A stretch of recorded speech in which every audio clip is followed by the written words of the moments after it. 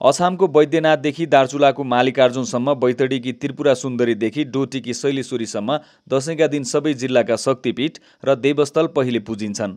देउता सामु आफ्ना पीडा पोखिन्छन्, गल्तीको माफी मागिन्छ, जीवन शान्तिको उपाय सोधिन्छ, मन हलुका पारिन्छ।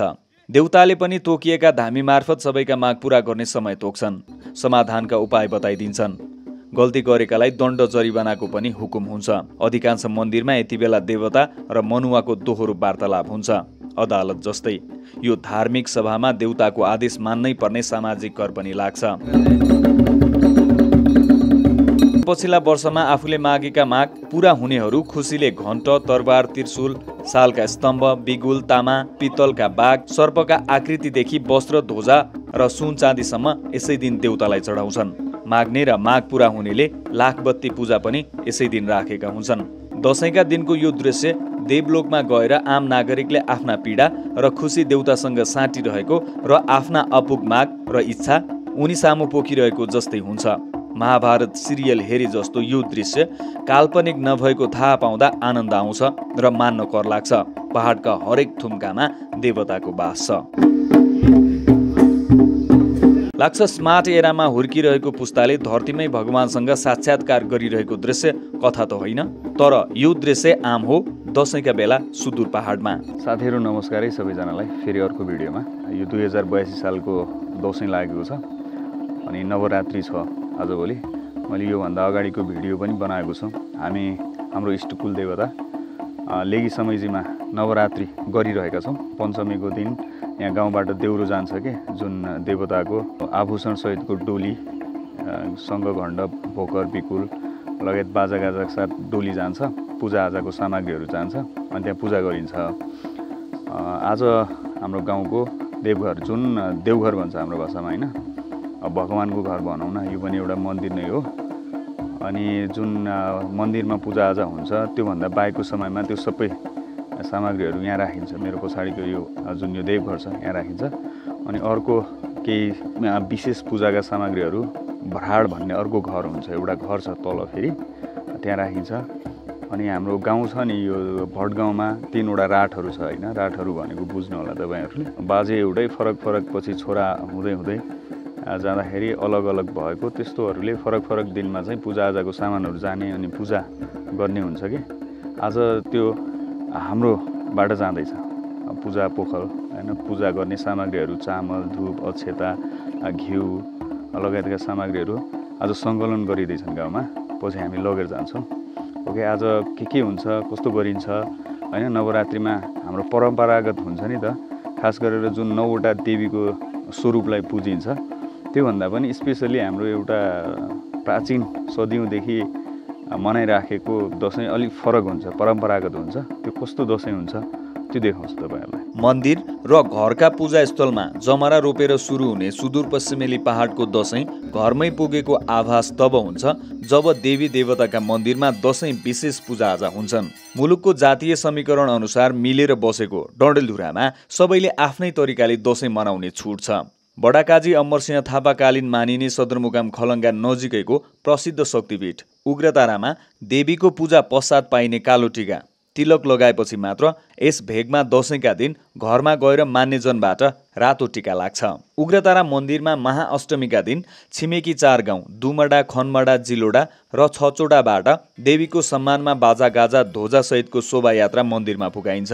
यो यात्रामा प्रयोग भएका सबै चीज वस्तु र देवताको प्रतीक अष्टमी र नवमीमा माताको दरबारमै राखिन्छन्। दशमीका दिन देवीको पूजा भएपछि यो शोभायात्रा जसरी आएको थियो त्यसरी नै सम्बन्धित गाउँको देवस्थलमा पुगाएर मात्र घरको टीका लाउने चलन रहिआएको छ।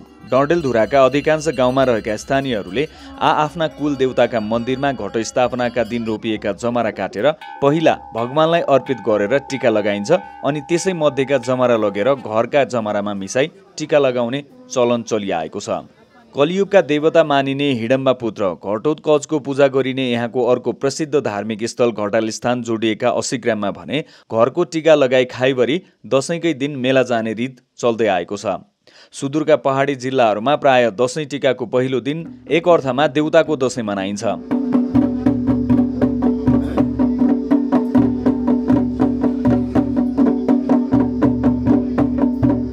अधिकांश गाउँमा कुल पूजामा ढिलो भए साँझ पख समेत घरका मान्यजनको टीका लाग्छ। घरका अगुवाहरू देउताको टीका नलागुन्जेल भोकै बस्छन्। यस अर्थमा टीकाकै पहिलो दिन यताको दशैं पूर्वी नेपालको तुलनामा खासै रसिलो हुँदैन। शक्ति उपासनाको यो पर्व नयाँ लुगा, खानपिन, आफन्त र मान्यजनको टीका र आशिष वरिपरि रमाइलोमा घुमिरहेको हुन्छ।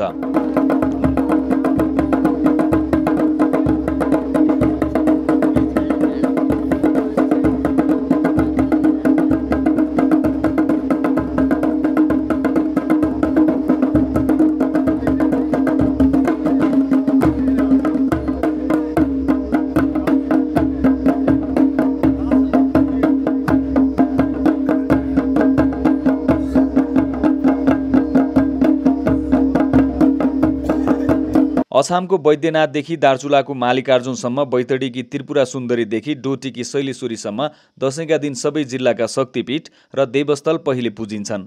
देउता सामु आफ्ना पीडा पोखिन्छन्, गल्तीको माफी मागिन्छ, जीवन शान्तिको उपाय सोधिन्छ, मन हलुका पारिन्छ।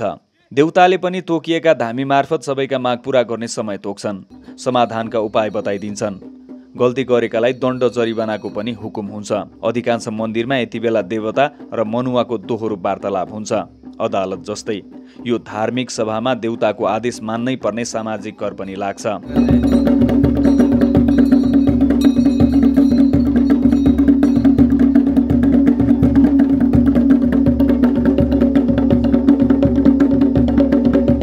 पछिल्ला वर्षमा आफूले मागेका माग पूरा हुनेहरू खुसीले घण्ट, तरबार, त्रिशूल, सालका स्तम्भ, बिगुल, तामा, पित्तलका बाघ, सर्पका आकृतिदेखि वस्त्र, ध्वजा र सुन चाँदीसम्म यसै दिन देउतालाई चढाउँछन्।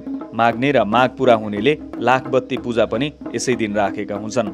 दशैंका दिनको यो दृश्य देवलोकमा गएर आम नागरिकले आफ्ना पीडा र खुसी देउतासँग साटिरहेको र आफ्ना अपुग माग र इच्छा उनी सामु पोखिरहेको जस्तै हुन्छ। महाभारत सिरियल हेरे जस्तो यो दृश्य काल्पनिक नभएको थाहा पाउँदा आनन्द आउँछ र मान्न कर लाग्छ।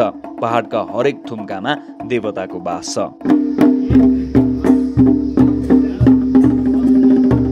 लाग्छ स्मार्ट एरामा हुर्किरहेको पुस्ताले धरतीमै भगवानसँग साक्षात्कार गरिरहेको दृश्य कथा त होइन, तर यो दृश्य आम हो दशैंका बेला सुदूर पहाडमा। रीतिरिवाज र सामाजिक कारणले रोकिएका विवाह, व्रत बन्ध, पास्ने लगायतका शुभ कार्य र छुटेका पूजा अनुष्ठानहरू कसैलाई सोध्नु नपर्ने मान्यता पनि रहिआएको छ। प्राय भारतमा भर पर्दै आएको यी पहाडी जिल्लाको ग्रामीण अर्थतन्त्र पछिल्लो समय खाडी लगायत परदेशका भरमा चलेको पाइन्छ, जसले ग्रामीण जीवनलाई केही सहज पारेको महसुस हुन्छ।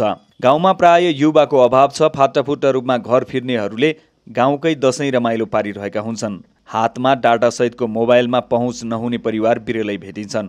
सञ्चारको यस क्रान्तिले गाउँ पनि बाँकी विश्व र आफन्तसँग जोडिरहेको देख्दा गाउँ आधुनिकताको उपभोग गरिरहेको आभास हुन्छ। विजयादशमीको मुख्य कुल पूजाको दिन बाहेकका बाँकी 4 दिन आफन्तसँग टीका लगाउन र आशिष थाप्न, टाढा जानसम्म सबै स्वतन्त्र हुन्छन्। शक्तिको उपासना हुने दशैं अघिको नवरात्रि अवधिभर एक छाक खाएर 9 दिन मन्दिरमै बस्ने जमात बिस्तारै कम हुँदै गएको मानिन्छ। तराई काठमाडौँ हुँदै भारत र तेस्रो मुलुकको बसाइसराई अनि पुस्तान्तर नै यो रीति नियमलाई बिर्सँदै जानुको प्रमुख कारण हो। जेन्जी पुस्ताको यस्ता धार्मिक रीतिरिवाजमा कमै रुचि देखिन्छ।